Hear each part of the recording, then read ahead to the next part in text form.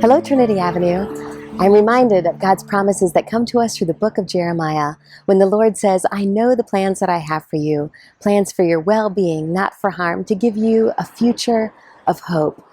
The motto of Presbyterian disaster assistance is out of chaos, hope, a motto so fitting for this time, when just carrying out the acts of ordinary life can induce such anxiety.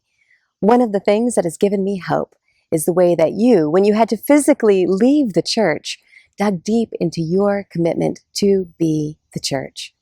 I've been given hope by the way that you have served dinner at Urban Ministries, supporting our homeless neighbors in need, by the way that you have come alongside the work of Durham Can in justice reform and also with affordable housing. Been given hope by the way our beautiful gardens have become the staging area for prayer and contemplation, not only for our members, but also for our neighbors. Been given hope by the way our staff has worked diligently and faithfully to pivot in their responsibilities so that we can take our church virtual. I give thanks for the way that at their last meeting, the session welcomed a new member in Donna Batista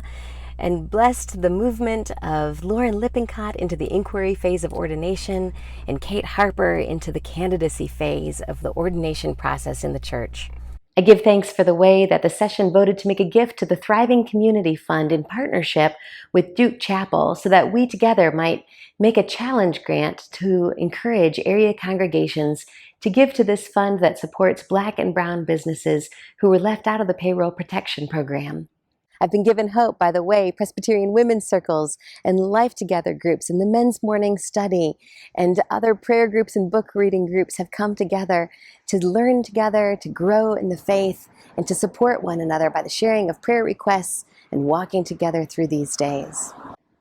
I've been given hope by the way our amazing music ministries, led by Harry Jansen, have sought to be adaptive to these strange times. I give thanks for the way the ministry teams have continued to carry out their work. I give thanks for the way our outreach giving has continued to support and sustain the nonprofit community at a time when they are stretched thin and need our support. Yes, I've been given hope by the way the building and grounds team, led by the indefatigable Bert Wolf, has been tending so faithfully and diligently to just a little bit of a roofing issue. I've been given hope by the way our narthex and narthex bathroom renovations have been underway, increasing the hospitality that this space will be able to provide thanks to your generosity and the generosity of Bethel Synagogue, who made a wonderful gift to say thank you for the hospitality and to help us extend the hospitality to more people. I've been given hope by the way that you have turned out with your pledge commitments so that we are just a breath away from having the same level of pledge commitment this year as we had last year. An extraordinary, extraordinary thing. I've been given hope by the way that you have sent cards to one another, picked up the phone for one another, gathered for Zoom gatherings and e-coffees with one another to share a word of love and encouragement.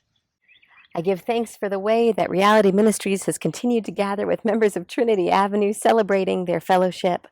I give thanks for the way that children have been growing through godly play and compassion camp, and for the ways the youth group has continued to gather with Jenny Albright for virtual connections and Bible study and play.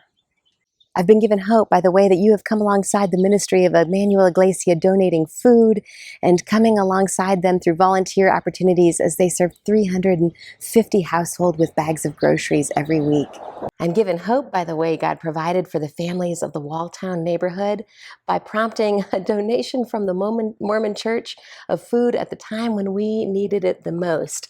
All of these crates of food and so many more have been translating into these bags of groceries that have gone to 135 households every single month, in addition to donated food that gets piled up on the tables in this big room here and bagged into grocery bags by all of you. So yes, out of the chaos of this time, there are so many occasions for hope. And I pray that as you live in the fullness of this time with all of its challenges, that you too will be heartened, that God knows the plans that God has for us, plans for our well-being and not for harm, to give us a future of hope. Thank you for the way that you enliven that hope for so many with your discipleship today.